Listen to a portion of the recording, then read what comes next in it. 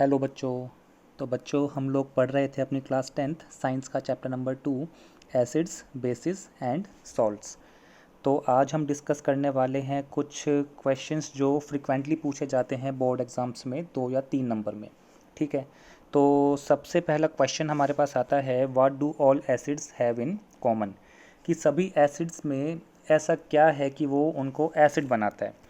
तो एक जो हम डेफिनेशन बार बार पढ़ रहे हैं कि एसिड्स हमारे पास वो सब्सटेंस होते हैं जो हाइड्रोजन आयन प्रोड्यूस करते हैं जब उनको वाटर में डिज़ोल्व किया जाता है। आप किसी भी एसिड को अगर वाटर में डिज़ोल्व करेंगे वो क्या प्रोड्यूस करेगा, हाइड्रोजन आयन प्रोड्यूस करेगा। तो इसका मतलब ये हुआ कि सभी एसिड्स के अंदर एक चीज़ जो कॉमन है वो क्या है, हाइड्रोजन आयन है। वो हाइड्रोजन आयन है, ठीक है। और ये हाइड्रोजन आयन ही है जिसकी प्रेजेंस की वजह से जो सब्सटेंस होता है उसका नेचर एसिडिक हो जाता है। It is the presence of hydrogen ion in acid solution which makes it behave like an acid. ठीक है, तो एसिड्स के अंदर जो उसकी एसिडिक प्रॉपर्टी के लिए रिस्पॉन्सिबल है वो कौन है, हाइड्रोजन आयन। तो यही हमारा आंसर होगा कि अगर कोई पूछता है आपसे कि एसिड्स के अंदर क्या कॉमन होता है, तो एसिड्स के अंदर एक ही चीज़ कॉमन होती है, हाइड्रोजन आयन। और इसी हाइड्रोजन आयन की वजह से उसका जो नेचर होता है वो एसिडिक हो जाता है। और ये हमारे पास कुछ एग्जांपल हैं कि जब इसको हम वाटर के साथ डिज़ोल्व करेंगे, H2SO4 सल्फ्यूरिक एसिड को वाटर के साथ डिज़ोल्व करेंगे तो ये हमें देगा H पॉजिटिव आयन और साथ में क्या देगा, सल्फेट आयन दे देगा।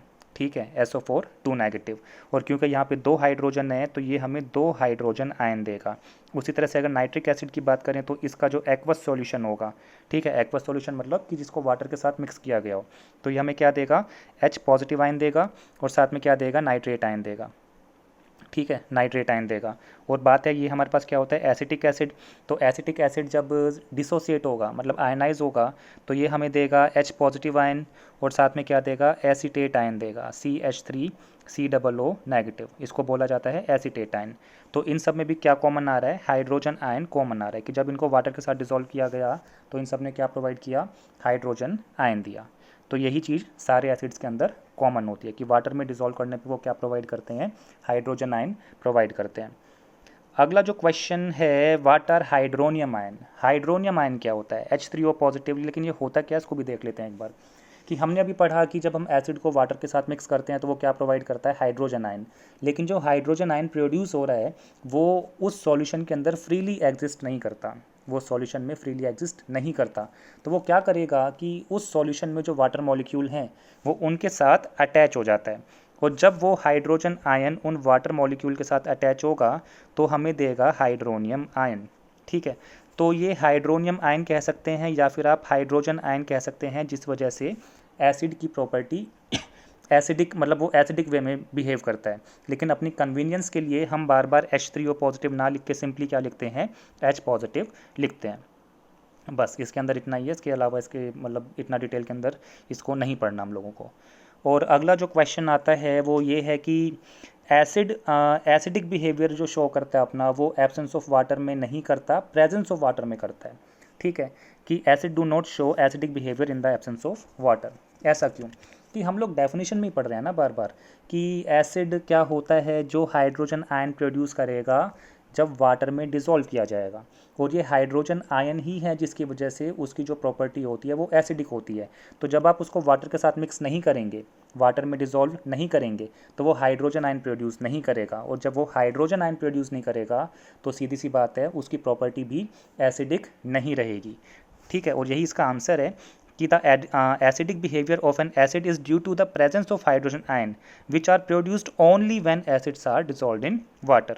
और जब आप उसको वाटर में डिसॉल्व नहीं करते, in the absence of water acid do not produce hydrogen ion and hence do not show acidic behavior। ठीक है, बस सिंपल सा इसका आंसर। और इसमें कुछ ऐसा मुझे लगता नहीं कि कुछ समझाने के लिए और कुछ है।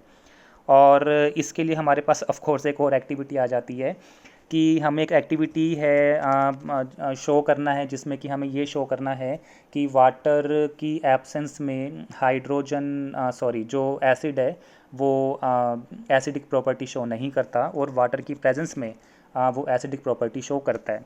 तो इसके लिए हमने सबसे पहले क्या करा कि एसिड को हम थोड़ा जनरेट करना चाह रहे हैं। तो इसके लिए हमने क्या करा कि सोडियम क्लोराइड और सल्फ्यूरिक एसिड की रिएक्शन कराई। और इस रिएक्शन को आप करके देखें एक बार खुद से कि सोडियम क्लोराइड और सल्फ्यूरिक एसिड की जब हमने रिएक्शन कराई तो यहाँ पे क्या प्रोड्यूस हुआ, hydrochloric gas, hydrogen chloride gas, sorry, ठीक है, हाइड्रोजन क्लोराइड गैस। और जब ये गैस प्रोड्यूस हुई तो हमने इसको 2 बार टेस्ट किया, एक बार किया ड्राई ब्लू लिटमस पेपर पे और एक बार मॉइस्ट ब्लू लिटमस पेपर पे। ड्राई मतलब बिल्कुल सूखा, जिसके अंदर कोई भी मान लो वाटर कंटेंट नहीं होता, 1% भी नहीं है। और मॉइस्ट का मतलब तो आपको सबको पता ही है कि जहाँ पे वाटर मॉलिक्यूल प्रेजेंट होते हैं, गीला एक तरह से, है ना। तो जब ड्राई ब्लू लिटमस पेपर से हमने इस गैस को पास कराया तो हमने क्या देखा कि ब्लू लिटमस पेपर का कलर चेंज नहीं हुआ। और हमने अपनी सबसे पहली क्लास में पढ़ा था कि जब एसिड ब्लू लिटमस पेपर पे एक्ट करता है तो उसका कलर रेड कलर में चेंज हो जाता है, लेकिन यहाँ पे इसका कोई कलर चेंज नहीं हुआ, नो चेंज इन कलर। कारण क्या है कि जो HCl गैस है उसके पास वाटर कंटेंट नहीं था, उस गैस के पास वाटर कंटेंट नहीं था, और जब उसके पास वाटर मॉलिक्यूल नहीं था तो वो हाइड्रोजन आयन भी रिलीज़ नहीं करेगा। और इस पेपर के पास भी, ब्लू लिटमस पेपर के पास भी कोई वाटर मॉलिक्यूल नहीं था, तो ये हाइड्रोजन आयन रिलीज़ नहीं कर पाया। और क्योंकि इसने हाइड्रोजन आयन रिलीज़ नहीं करे तो ये एसिडिक प्रॉपर्टी शो नहीं कर पाया, और एसिडिक प्रॉपर्टी शो ना कर पाने की वजह से इस लिटमस पेपर का कलर चेंज नहीं हुआ। अब बात करते हैं इस टेस्टिंग की, जहाँ पे हमने गैस को कहाँ से पास कराया, वेट पेपर पे, ब्लू लिटमस पेपर पे, वेट गीले पेपर पे पास कराया। तो हुआ क्या कि जब ये गैस इस पेपर पे आई, ठीक है, ब्लू लिटमस पेपर जो वेट है, गीला है, तो वहाँ पे उसको क्या मिले, वाटर मॉलिक्यूल मिल गए, है ना भाई। वेट का मतलब क्या है, गीला है ना, मतलब वहाँ पे पानी प्रेजेंट है, पानी का मतलब क्या हुआ, वाटर मॉलिक्यूल हो गया, H2O। तो इस पेपर पे जो वाटर मॉलिक्यूल प्रेजेंट थे उसके साथ रिएक्ट करके इसने क्या प्रोड्यूस करा, हाइड्रोजन आयन प्रोड्यूस करा। और जैसे ही हाइड्रोजन आयन प्रोड्यूस करा इसने एसिडिक प्रॉपर्टी शो करना शुरू किया, और इस पेपर का, ब्लू लिटमस पेपर कलर किसके अंदर चेंज हो गया, रेड कलर के अंदर चेंज हो गया। एज सिंपल एज दैट, इतनी सी बस इसकी एक्टिविटी थी, इससे ज़्यादा इसके अंदर और कुछ नहीं है। और अगला जो क्वेश्चन हमारे पास आता है, why do the compounds like glucose and alcohol not show acidic character, कि ग्लूकोज और एल्कोहल जिनका फॉर्मूला होता है, ग्लूकोज का फॉर्मूला होता है C6H12O6 और एल्कोहल का फॉर्मूला होता है C2H5OH, इनके पास इतने ज़्यादा अमाउंट में हाइड्रोजन प्रेजेंट होने के बावजूद ये एसिडिक प्रॉपर्टी शो नहीं करते, ऐसा क्यों।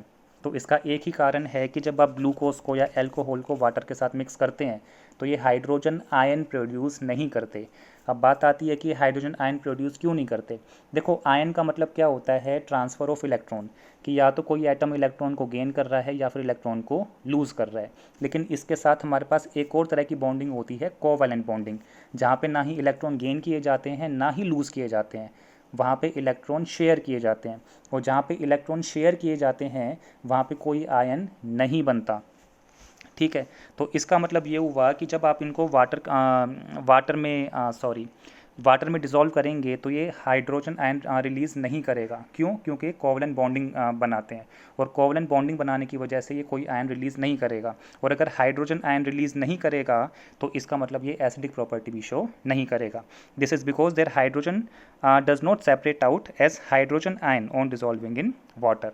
और इसके लिए एक एक्टिविटी भी बुक में गिवन है, आप उसको देख लीजिएगा कि हमने क्या करा, एक पूरा सेटअप किया कि एक बैटरी है, बल्ब है, यहाँ पे 2 आयरन नेल लगाए हुए हैं, और यहाँ ये हमारे पास जो सॉल्यूशन है ये कौन सा है, dilute hydrochloric acid solution. Dilute मतलब वाटर कंटेंट यहाँ पे प्रेजेंट है, मतलब वाटर के साथ मिक्स किया हुआ है। और ये एक और हमारे पास पूरा सेटअप है, बैटरी, बल्ब, इस तरह से, लेकिन यहाँ पे सॉल्यूशन कौन सा है, ग्लूकोज सॉल्यूशन है। और जैसे ही हमने इस की को ऑन किया, ठीक है, इस स्विच को ऑन किया, तो हमने देखा कि जहाँ पे सॉल्यूशन हाइड्रोक्लोरिक एसिड था वहाँ तो बल्ब ग्लो कर रहा है, लेकिन जहाँ पे हमने सॉल्यूशन ग्लूकोज का लिया था वहाँ पे कोई बल्ब ग्लो नहीं कर रहा। तो ये क्यों नहीं कर रहा, क्योंकि जो हाइड्रोक्लोरिक एसिड है इसने हाइड्रोजन आयन दे दिए, और आयन का मतलब क्या होता है, चार्ज। और आप सब लोगों ने पढ़ा होगा फ्लो ऑफ चार्ज मतलब क्या हो गया, करंट हो गया, है ना। तो चार्ज फ्लो कर रहा है तो करंट फ्लो करेगा, करंट फ्लो करने की वजह से बल्ब ग्लो करेगा। लेकिन क्योंकि यहाँ पे कोई चार्ज नहीं है, ग्लूकोज सॉल्यूशन में कोई चार्ज नहीं है, यहाँ पे कोई भी H पॉजिटिव आयन नहीं बना, कोई चार्ज नहीं बना, और चार्ज ना बनने की वजह से यहाँ पे करंट फ्लो नहीं करेगा, और करंट फ्लो नहीं करेगा तो बल्ब भी ग्लो नहीं होगा। तो इस एक्टिविटी से हमें क्या पता लगा कि ग्लूकोज जो हमारे पास सॉल्यूशन होता है वो हाइड्रोजन आयन प्रोड्यूस नहीं करता। और ये थोड़ा सा बस डिटेल में थोड़ा समझाया गया है कि एल्कोहल हुआ या ग्लूकोज हुआ, इसके जो कंपाउंड होते हैं ये हाइड्रोजन आयन रिलीज़ नहीं करते। लेकिन जो HCl है और या फिर H2SO4 मतलब सल्फ्यूरिक एसिड, ये वाटर में मिक्स होके हमें क्या प्रोवाइड करते हैं, आयंस प्रोवाइड करते हैं, पॉजिटिव और नेगेटिव। ठीक है, और आयंस की वजह से मतलब जो चार्ज हमारे पास होता है आयंस के ऊपर, उनके फ्लो की वजह से करंट प्रोड्यूस होगा, और करंट प्रोड्यूस होने की वजह से बल्ब ग्लो कर जाएगा। बस इतना ही है, इसके अलावा और कुछ नहीं। तो आज के लिए बस इतना ही। इसको पढ़ते रहिएगा। एसिड्स के बाद अब हमारा जो अगला टॉपिक स्टार्ट होगा वो होगा बेसिस। ठीक है, तो उसकी रिएक्शन और उसकी कुछ प्रॉपर्टीज़ देखेंगे। और अगर आपको ये एसिड अच्छे से समझ में आ गया तो बेसिस का भी बहुत आराम से आप समझ लेंगे। और अगर नहीं देखा है तो पिछली वीडियोस देख लीजिएगा। और thanks for watching. Bye bye.